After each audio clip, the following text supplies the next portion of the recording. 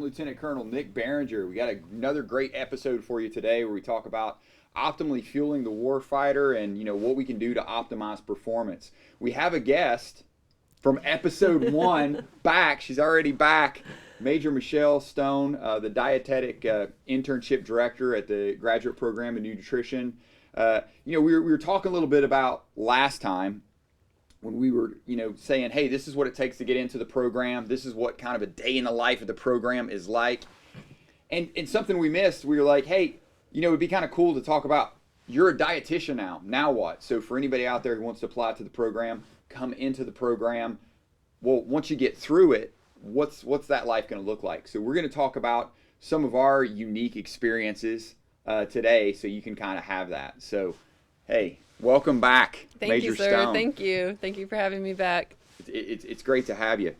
And so, I want to jump right in and talk a little bit about a very unique experience you got to have, something called training with industry, which is a great opportunity we have for all our dietitians. Could you walk us through what is training with industry, your process for applying to it, the program you went to, and then, what was that like working with that industry? So training with industry to me was looking at how the industry does it and taking whatever I learned back to the Army and try to improve the Army. So going into it, applying for it, that was sort of my mentality of, I've been in the military since I was 17. I really don't have any civilian exposure. I don't know how the other side does it per se. So taking that year and just trying to wrap my head around what industry does, and then again bring it back to make Army as a corporation or as a business better. So that's sort of what I was thinking as I was applying to it. And so going through it, very nervous a little bit, trying to apply it. You have multiple documents, multiple deadlines that you have to meet. But again, being dual military, I talked to my husband, hey, I'm thinking about applying to this program. What do you think? And one of the best things that was ever told to me is that, well, if you don't apply, the answer will always be no. Boom. So I was like, that's somebody write that down, highlight that, right? Yeah. So, okay, I'm going to apply because the worst thing that they can say no. But if I didn't apply, then the automatic answer would have been no. So going through the application process, talking to leadership, talking about timelines, and lo and behold, I was chosen to do training with industries. And so the program that I was allowed to go to was at USAA. So they're like, USAA, that's an insurance company. That's a bank. What is a dietitian going to do for banking and insurance? And lo and behold, doing some research as I was applying and understanding what they were about, they're actually best in class for best places to work and also the wellness initiatives that they have there. So full disclosure, right? These are the views of my own. Yeah, these are our opinions. This isn't an endorsement or anything. This is just, so training with the industry experience. Not an endorsement for USAA. Yeah. But yeah, so just going there and understanding sort of how they take care of their employees so that their employees can then take care of their customers is sort of the framework that they were working at. And being in the insurance industry, they sort of understand that healthy people cost less. So that's another interesting component that I sort of learned while there for the year. So it's pretty cool. And just the history of USA, in gee whiz fact, 1922, 25 Army officers met in San Antonio and decided to insure each other. And that was the beginning of USA. I did not know that. Mm-hmm. Look at that. Yeah, so I think even, some of our landmarks and even our posts here in San Antonio, that was some of the founding fathers of USA. Very cool. So apparently the Army officers back in the 20s, they were sort of considered high risk and not able to find insurance from other insurers. And so they created that solution. Mm-hmm. So could you imagine just 25 random people like, hey, will you insure me? Yeah. No, will you insure me? Will you insure me? Just and then to be there today. No, so that's awesome. And I'm going to dig a little deeper on that because when I was an intern, when I went through the internship here, I did it here in San Antonio, and one of the places we toured was the USAA facility, and I was kind of like you were when it was on the schedule, because I'm kind of like, why are we going to tour a bank? Like, what are we doing? But anyway, you go out and it's this beautiful campus, and they actually had it's a doctor of public health over the program. They also and jump in as you see is what was it? Their dining facilities in there. They had healthy options that were they were discounted. What was it? Yeah, explain how that process works. Yeah, so they incentivized healthy eating throughout their campus. So within each of they had micro markets, they had full-blown cafeterias, they had sort of grab-and-go unmanned markets, which is another interesting concept on its own. And they had, anywhere from cut-up fruit to cookies, right? So they had healthy and unhealthy options available. But they incentivized the healthy items. So anything that met the criteria that they utilized, more focused with like heart healthy type of criteria. If it met that criteria, then it was sort of discounted. And what I mean by discounted was USA put their money where their mouth was, so to speak, and said, if you choose this healthy item, I will pick up part of the bill. So the employee gets what a novel concept. Yeah. Discounted point. So anything what they called sort of the healthy eating options, employee would get a discount, and then USA would pick up that other part of the bill so that the employee could enjoy that fruit for a lower price compared to the cookies. And I haven't seen that done anywhere else. And I just think that's brilliant in terms of, obviously, we're dietitians, we're biased. We know everybody's like, oh, fruit's expensive, vegetables expensive. So you have that discount, you have that incentivized.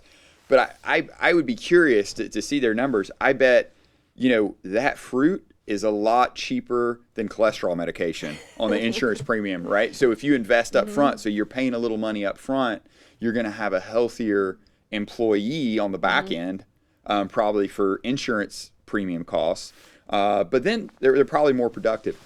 The other thing I'd like to, for you to talk about is I saw their fitness facility. And this thing was no joke. They have an unbelievable fitness facility. They got a track around, a walking track. And they were allowed to work out on the clock, I believe. Yeah, don't quote us on that. Yeah. There was a fitness. Probably worked with their supervisor. We worked with their supervisor, but they had it in the day. And then the other kind of brilliant thing that I was very impressed with is they had gym clothes there for everybody. So if you showed up to work and you're like, oh, I forgot my gym clothes, they had like shirts and a t-shirt that you could go and get, and then I think you turned it into laundry, or I don't know exactly how that process worked, but the bottom line, there was no excuse to train. Yeah, so they wanted to decrease all barriers, right? So if money was an issue within the cafeteria, we're going to give it the healthy foods at a discount. So even like your salmon might have been $3, but a bacon cheeseburger still available might have been, $5, $6 more expensive. Same thing with the gym. So I believe they had 3 gyms while I was there. And like you mentioned, they had the showering facilities. They had blow dryers. They have the hairspray, right? Things that you might forget. Say like, well, I don't want to work out because, X, Y, and Z. I forgot this. I forgot that. They made the easy choice the healthy choice. And I think that was a huge takeaway, is decrease all of those barriers so that the patient or the employee can just sort of show up and say, I'm here for health. No, I like that. I mean, right now, kind of decreased. Yeah, I mean, that was, and I wonder if by design they probably looked at that and had a war game and, said, hey, what are all the barriers to get people to eat healthy and to exercise? Let's take those away. And that might be, a good strategy for some military posts in some aspects to look at. Be like, hey, what are the barriers for our soldiers, or even the individuals listening to this? What are your barriers right now? And then try to figure out ways to take those barriers down, right? So. To include group classes. I mean, they even had 30-minute, multiple 30-minute or 45, 60-minute classes right around lunch. So again, I can maybe spend half of my lunch hour doing some kind of ab class or something like that, and then the next half hour eating and then back to work. And those group classes are, important because I am a little bit of an anomaly, at least in my household. I like to work out alone. Sometimes I get a workout partner, but I know with my wife, she really enjoys that team environment when she trains, and I know a lot of people do. And so to have that option of like, hey, if you want to train by yourself, that's great. You can go to the gym. We have that open, but we also have these group classes if you want to go to your friend or colleague. So another kind of brilliant move on their part. Mm-hmm. Did they talk any numbers in terms of what that return on investment was, and you might not remember off the top of your head, but you have any idea? So I don't know any like hard numbers or anything like that, but I know that for those people who opted for healthy lifestyles, so you could actually take classes. So they offered classes like healthy eating classes, even healthy financial. So any kind of personal improvement classes. If you did X amount of healthy things over the year, you can sort of turn that into your HR aspects. And if you did a certain amount, they would actually lower your health insurance premiums for the employees who sort of opted to go to these classes, to go work out, to have a specific BMI. Oh, very and so nice. they financially incentivized by lowering their health insurance premiums for those employees. No, that's awesome. Were there any, when you applied, were there any other training with industries open or any other programs at that point, or was it just for that year? I can't remember, but that's the one that stood out to me as far as what my passions were and what I thought I would benefit from, and then turn around and give it back to the Army. One other thing before we sort of go away from the lower insurance premium. So just in general, there's a lot of research that says employees who are healthy, who have these healthy lifestyles, lower turnover rates. So thinking from big employee issues. Oh, yeah. Lower unplanned absences. So the person's actually comes to work more often.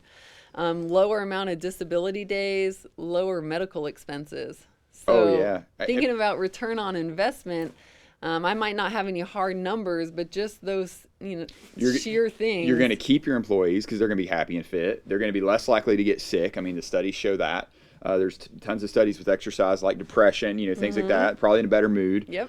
And then, they're, long term less likely to be on those high cost medications. So no, that's great. You look at some of the numbers from the Army as far as turnover rates, right? So if we lose a soldier within the first year, within the first 4 years, how much money the Army spends training them just to lose them to potential medical concerns or just being medically unfit to continue service. Right. Well, and that's, with holistic health and fitness, that's kind of our program to do that. So now we're coming in and doing that in terms of with the dietitian, with the strength coach, with the physical therapist, those assets coming in and doing that. No, that's awesome. And thanks for sharing that. And then so folks know, we have training with industry opportunities, Big We, 65 Charlie's dietitians, with, companies. We do one with, and we'll probably talk to somebody with the Institute of Surgical Research here at Brooke Army Medical Center. We do one right now with West Point Athletics. We have somebody out there doing that, so that's very exciting. But another program we wanted to touch on is long-term health education and training, which is kind of what I got to do, with Major Stone doing the training with industry. I opted for something called long-term health education and training. And all that is the military paying for your education to go back to school, which was pretty awesome. Similar process that I'm sure you went through. There's an announcement, you put your packet together, you apply, and when you get accepted, you look at different schools. And so I basically called these different schools and were like, hey, I get to get out in 3 years. You have 3 years to do it. Whereas training with industry, 1? Mine was 1. Okay, 1. So 1 year. So this is an option where you get to go kind of away, if you will, for 3 years. I did mine at Texas A&M University in the exercise sport nutrition lab. And so for 3 years, I was a student. So I got to do research in the lab, which was very cool. We did studies on, while I was there, tart cherry juice. There were creatine studies. There were studies on how folks reacted to glucose based on their genetics. So a lot of, high level, very, very interesting, cool studies that you get to be a part of and get that hands-on experience that's really hard to get anywhere else in the Army because you just don't have the time. So you're in a lab, you're part of a team, you're doing that. And then, you're going to class, you're learning from some of the best professors in the field or whatever field you choose. And then you get to come out with your doctorate degree, which is pretty nice without any debt because, you had it paid for. And then I was able to teach at the graduate program nutrition, which I'm back to now, and then also use that to go to the U.S. Army Research Institute of Environmental Medicine, where we send our dietitians up there to also do research. That's kind of the Army's arm, where they go out and they research, how many calories does a, warfighter need up in the mountains? How many, what's the best nutrient composition? What happens to your gut when we just feed you MREs? There's actually that study out there that we looked at, done by Dr. Phil Carl. So that you get to use all these. So this is another kind of option when folks are thinking about becoming a dietitian. It's like, okay, you get in, what can you do besides just working at the hospital, doing those day-to-day jobs? There's these other opportunities like a training with industry or like a long-term health education and training. So we definitely wanted to talk about that. How did you choose that school? How did I choose that school? I'm trying to think which answer I should give. I'm gonna, you know what? I'm gonna share. We're in a, trust fire. I'm gonna give you the kind of the full story. So I wanted to study under a particular individual, Dr. Richard Kreider, and he was there. I had been tracking his work. He was kind of the creatine monohydrate expert, and so I wanted to do that. And then what really kind of pushed it over the edge was I was at the 75th Ranger Regiment when I was applying, and my boss at the time, Colonel now retired Russ Coatwall, was an Aggie.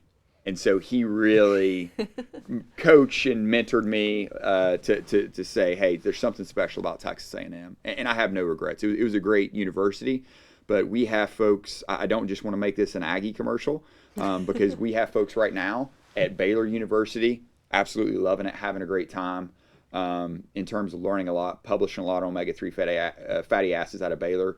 We have folks at Virginia Tech, so the Hokies.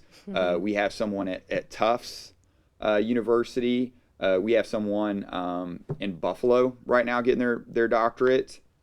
Rhode Island. Rhode Island. And let's say any other universities I'm missing.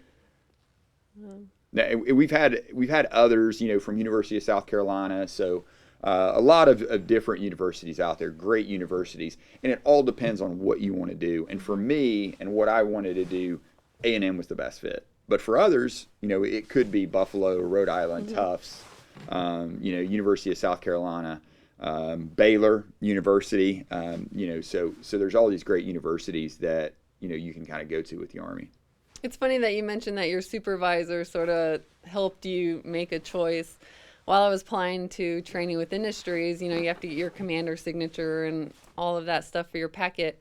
The battalion commander is actually a nurse, and he's like, training with industries was the best thing that I ever did for my career.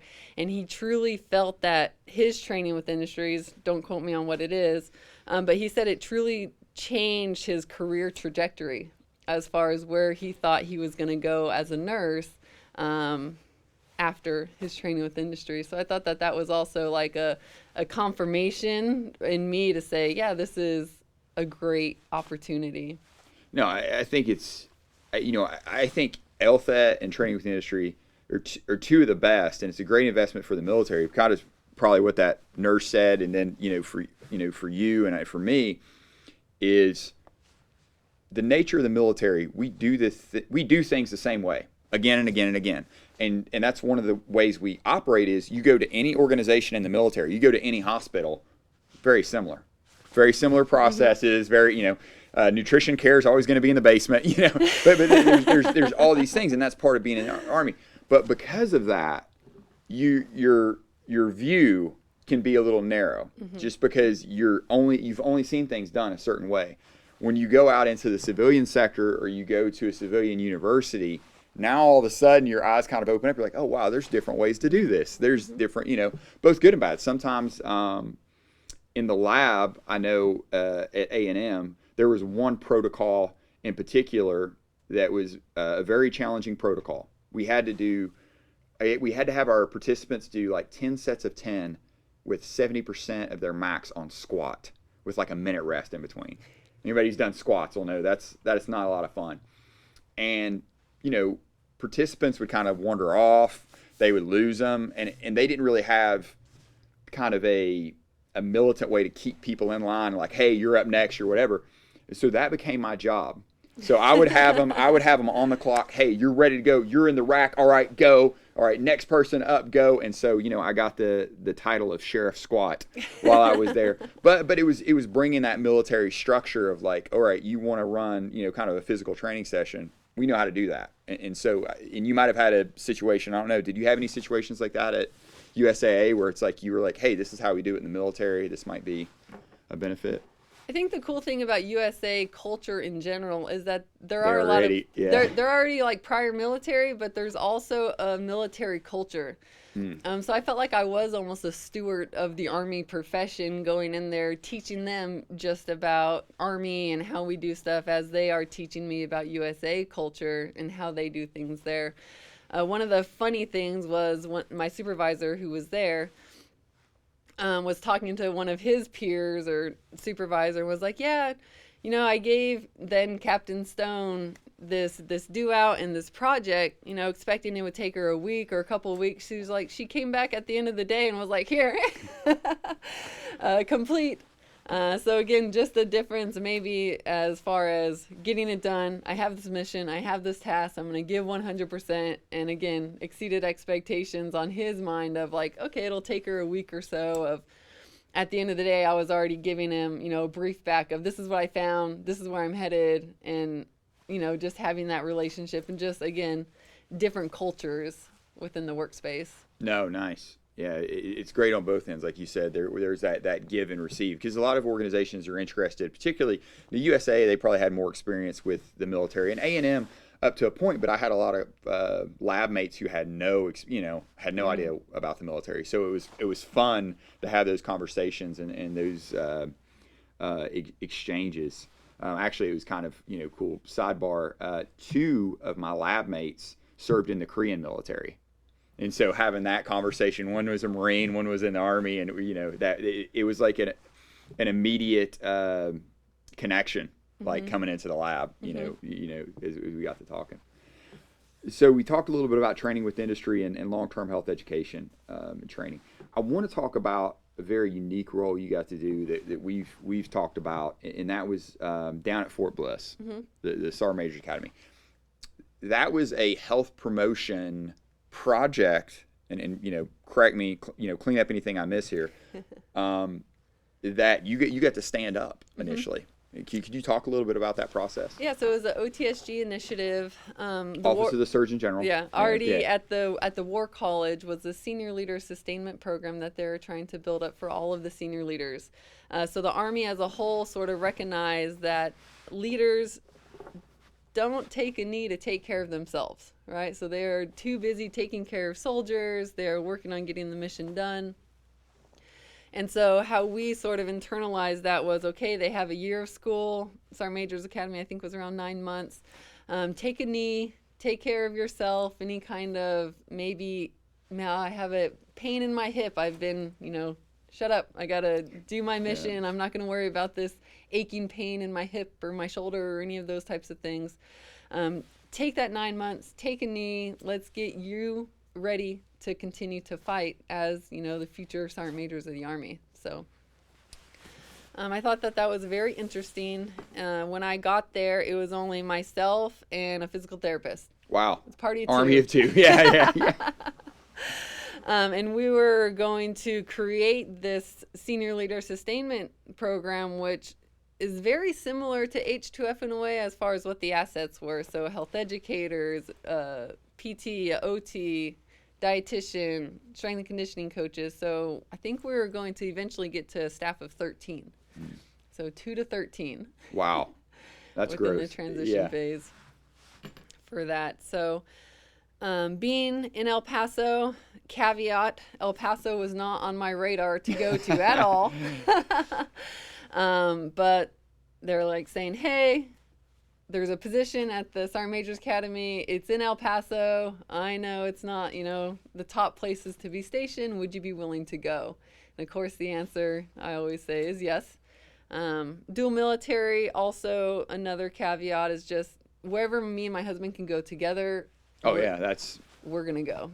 So luckily, I got the opportunity to go to there and continue at the Sergeant Major's Academy. So while I was there, obviously, huge transition. We went from a party of two. It was executive wellness at that point. It was almost like a part-time gig. So you would spend a little bit time at Sergeant Major's Academy, and then you would also do clinic at the MTF, or the medical treatment facility. Mm-hmm.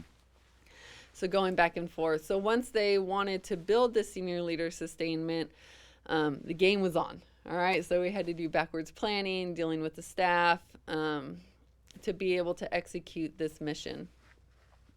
About halfway through planning, my physical therapy, who was the lieutenant colonel, who was the chief, PCS'd.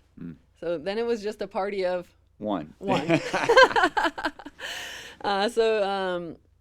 Colonel McLean, she had big shoes to fill. She was an awesome mentor. Still to this day, leaving to go to Fort Bragg with her husband, leaving me, holding it down. Going through building a clinic, building rapport, backwards planning, all those types of things to create a clinic from scratch. One of the things that I've remembered doing is sitting there and saying, okay, I am probably maybe one of two officers on the Sergeant Major footprint, right? Me and the chaplain, that was it. Everybody else was Sergeant Major, Master Sergeants within there. How do I approach the Commandant and ask him for space, ask him for time on the calendar? Their mission is to train future leaders. Going into that environment and asking for the request from a health perspective, I believe was very intimidating, but also having that rapport beforehand, I think spoke volumes in that footprint. Yeah, that's a tough. I was about to. That's what I did again. I mean, that could be a tougher crowd than even out at the War College. I think because I mean, you think of you think of Sergeant Majors like, I think of like We Were Soldiers Once and Young. The one like they're just. They're usually like the toughest in the unit, the hardest, the most physically fit. That's an intimidating group, and so to come in, okay, we're going to do health and wellness, prevention. I could see that as being a tough sell. So yeah, how did you approach that? Like your first class, like walk us through your first class. You're in front of all these sergeant majors, and you're up there talking nutrition. Like so in front of 750 people, right? A huge auditorium. Hi, my name is Captain Stone, and I want to make you faster, stronger, and more effective through nutrition. They probably have what test is going to be tomorrow. Where do I have to be? All those types of things maybe going through their brain, but still giving that 15-minute spiel of, welcome to the Sergeant Major's Academy. Here I am. This is what I can do for you. Please allow me that opportunity, the 9 months while you're here, to take advantage of these services. No, what I love is you led with performance. You knew your audience, because I've made that mistake before in soldier populations. Sometimes you lead with health, and they don't care as much about that, right? So no, that's great that you kind of led with that.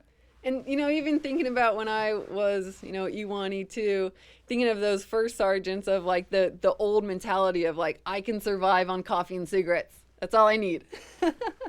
That is no longer the case, and hopefully no longer the mentality of I can survive on 0 sleep, 0 food, and still get the mission done. Yes, you may be able to get the mission done, but are you doing it? Is it optimal? Is it optimal? Is it as effective as you would be if you were adequately fueled, adequately prepared to do whatever you need to do? No, that's great. So standing up that program, and then can you talk a little bit about being part of a multidisciplinary team? Because I think that's another piece, especially with holistic health and fitness and the future of nutrition and dietetics in general. Is before dietitians you're kind of out on an island. You've got, okay, I'm my nutrition box, I do that, and then they go and do strength, they go into these other things, and now you're part of this integrated team. How did you approach that, and how do you kind of build rapport with the team?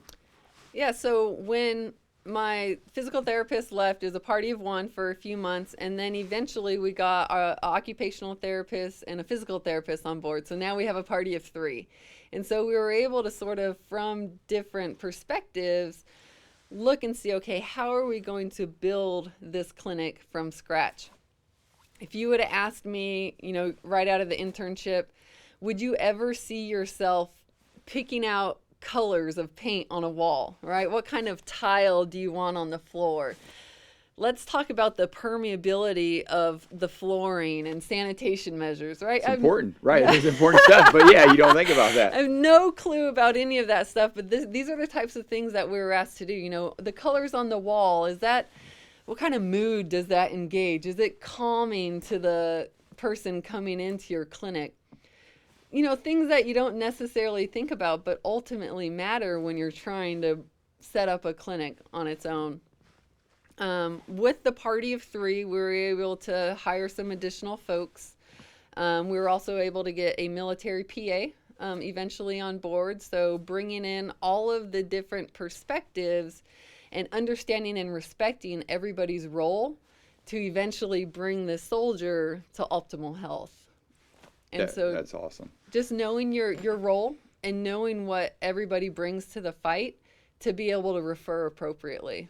That's huge. Yeah, it's having worked in a multidisciplinary environment, just like you said, is knowing other folks' role. And you're a dietitian. You don't have to know everything the physical therapist does, or occupational therapist, but knowing kind of what they're good at. And then what it allowed me to do is, if I was in the training facility and I were to see a soldier limping, I would go over to him and be like, "Oh, how long have you had that? Hey, you need to go see, so-and-so because of this." And then the same, if the physical therapist was seeing someone who just came on a profile, a lot of times they would refer them over to me, because they'd be like, "Hey, you're not gonna be able to run anymore. Let's make sure you've adjusted your calories enough." And so it's a preemptive, move, kind of. They know before that soldier gets over body fat because they quit exercising, or before that injury becomes something that was acute now, but now it's chronic because you ignored it for so long. So I think that's huge. It's funny you mentioned that. The physical therapist that I work with, we were only like a door apart, and so she'd be in there helping because ow, this hurts, I'm going to go see the physical therapist. Versus maybe dietitians aren't to that level of I'm not eating properly, let me go see a dietitian. Maybe those connections aren't fully developed yet. Doing her intake with her patient, opening the door. "Hey, Captain Stone, he's having leg cramps." Yeah. Are there anything from a nutrition standpoint that can help with his leg cramps? And so I was able to go in there, and maybe as he's doing his exercises, go in and have those conversations about his diet, give him some good takeaway handouts that he can now utilize, and now I can follow up with him in that multidisciplinary space. So it was just a great way to be like, "Hey, this is going on." Well, and that's how it's supposed to work. And then understanding that soldiers' time, or everybody's time, so precious, right? And so now he's been able, while he's getting that exercise, he's getting that that bit of nutrition information. He or she getting all that, and it's efficient, right? I used to joke when I was at regiment, I did more nutrition consults waiting to jump out of a plane, just because you're sitting there, you're waiting, you have your parachute on, and you're just sitting. So what else are you going to do but talk nutrition sometimes, and so you could knock those out pretty quickly. So that's great, taking advantage of the environment there. I think presence is key, especially in that environment of getting soldiers to know that you're there, you're in their space. Sometimes it would take me an hour to sort of go to the shopette and back. hey, quick question, ma'am. Hey, quick question, ma'am. So all of those hallway interactions, I think, spoke volumes, because if you have one, hey, quick question, ma'am, you answered appropriately, you gave them correct advice, that one person hopefully is going to, give like, Oh, hey, yeah. I just had a great interaction with this dietitian. She really knows what she's talking about. And so that positive feedback loop, maybe whoever was in that Master Sergeant small group is now maybe going to feel more comfortable approaching me. One thing that we started while we were there was performance triad lunches. So I think like every Monday, the team, we just made a point to have lunch where the soldiers had lunch. So they could, again, quick question, I have this going on, what do you think about my lunch today? To answer those questions, to be in their footprint. Also, if there was no questions going on, it was so funny how the team, the physical therapists coming together, having the conversations with them about the interaction, and how each of us took that one patient complaint and dissected it by our disciplinaries, and how similar our sort of actions and reactions would be to that patient. So it also built rapport among the team, and hearing what the physical therapist would do, what the occupational therapist would do. It took key aspects of that to understand how the multi-team came together to treat the one patient. No, and that's great. And the whole, what you said is like when you understand the goal of the physical therapist, occupational therapist, then you have that messaging, and it's so powerful, because you might have a touch point with them, and there might be something the physical therapist, stay on your exercise, and you can remind them, hey, are you doing the exercises that so-and-so told you to do? Or the same with the nutrition plan. Is that what Major Stone told you need to be eating? Or, what it is like now you have, 3 or 4 people all, speaking the same language to this, patient. And that's powerful. I've seen it firsthand. One thing I did want to touch on really quick, we talked about all the great things and from TWI, Sergeant Major's Academy, but I feel like young dietitians starting out, what are the biggest mistake you see, kind of young dietitians making, or you made, or something that you could share you think would be valuable to the audience? So just self-reflecting as a young lieutenant coming out of graduate program in nutrition, first duty station, Fort Stewart was my first duty station, so very high soldier population there. Third ID, yeah. I know how to fix you. And I have all of this information, and I'm going to tell you all of it. I'm not in one sitting. So you better have sort of your mind open, because we're going at it, right? I'm going to put my 2 years in my internship, all that knowledge, I'm going to give it to you. Whether you want it or not, I have so much information to give you. So being overeager, again, just reviewing and reflecting of, this is my agenda, and so we're going to go with that. Right. As a more seasoned dietitian now, reflecting back and even teaching within the M&T course here at the Graduate Program of Nutrition, you do have all of this knowledge. You do have all of this stuff that you want to tell the patient. But is the patient ready? Does the patient want all of that information? Knowing where to meet the patient. So if they have a goal and you have all of this stuff and you're like, okay, this is what we're going to talk about today, the patient might not be ready for it. So meeting the patient where they're at and working cohesively as a team to have, the patient move along towards wellness versus jumping to wellness. Yeah. Going from doing everything wrong to everything right in one session. Yeah, so if they're drinking, 4 2-liters of soda a day, very unlikely that they're going to be at 0 by the next time that you meet. So progressively getting them towards, okay, you're drinking 4 this time, let's try to get towards 3 next time. And making more sustainable changes and sustainable impacts instead of all or nothing approaches, which tend to rarely work. No, that's great. Well, and it's discouraging for the patient too, because they want to, a lot of times they want to make you happy, right? They want to do their part. And great example, if you're drinking, 4 liters and all of a sudden I say go cold turkey, that's hard to do, and then they don't do it, and then they feel bad, and there's all these issues. Whereas, if you just give them, okay, let's maybe half a liter, a little liter, or that. I like that. I would always go with sometimes 3 things, like 3. Okay, here's your 3 things.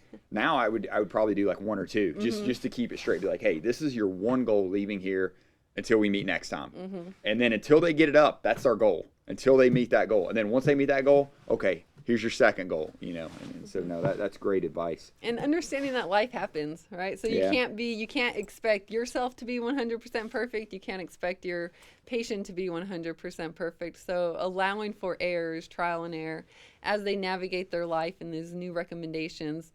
A lot of times it is specifically for medical conditions. So I now have diabetes, and so that might be a lifelong commitment. We have a lifelong, multiple appointments to get this, and I tried this, it didn't work, trial and error. Okay, let's maybe brainstorm through some nutrition counseling on how to get you more in alliance with your recommendations and goals compared to not caring at all. I think one of the big things that you want to focus on is that follow-up appointment. So if you are very gung-ho and you're sort of off basis and you're not really listening to what the patient has to say, they'll just cancel. They won't come back. And so you've maybe lost your opportunity to continue that journey with them. No, that's a great point is the patient has a vote. And so getting them and encouraging them to kind of see the light. You're almost giving them a sales pitch at the same time giving them a nutrition plan. Sales pitch and cheerleader. That's that. They gotta buy the juice. Yes. But then you also have to know that you're rooting for them. You want them to be successful. 100%. No, that's awesome. I think we've given the folks quite a bit of knowledge today. So we talked about training with industry. Now you know about long-term health education and training. You know about some of the unique roles of the dietitian and what that might look like.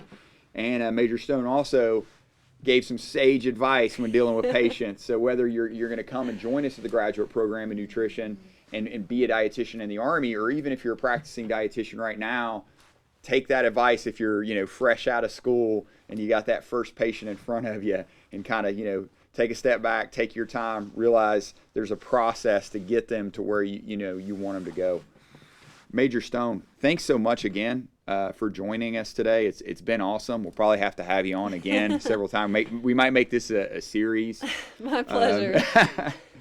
For any of the folks listening to this, watching, thanks again for joining us. Really appreciate it. Until next time, there's also, any of the comment sections where you find this podcast. If feel free to make a comment, whether you like it, you don't like it, what we could do better, or what you want to hear on the episode. If there's a topic that we haven't covered, you really want us to cover, feel free to put that in there. I read the comments, and we can cover it. Until next time, thank you so much. And this has been Lieutenant Colonel Nick Behringer for Fuel the Fight podcast.